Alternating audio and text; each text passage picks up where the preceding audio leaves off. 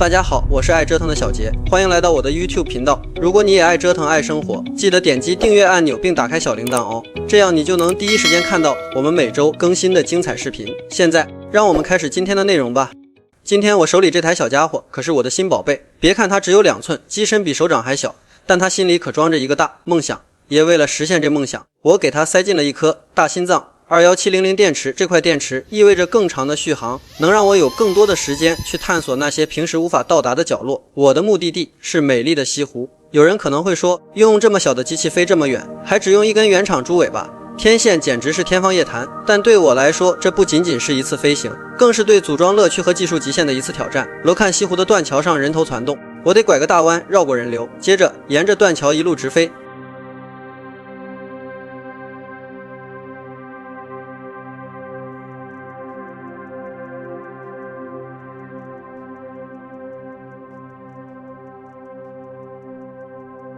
跨过湖面，直奔雷峰塔。西湖里的游船还真不少，在它们上方掠过，感觉就像在画里穿梭。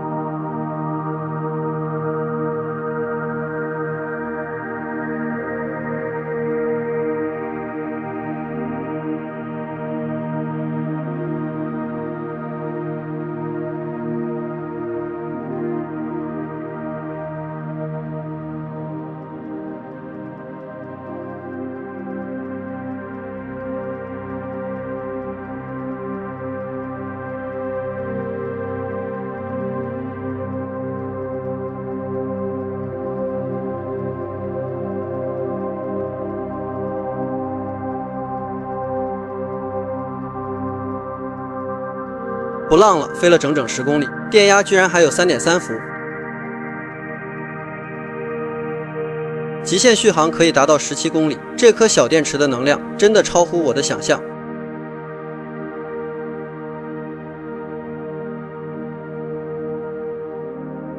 再来一圈西湖全景。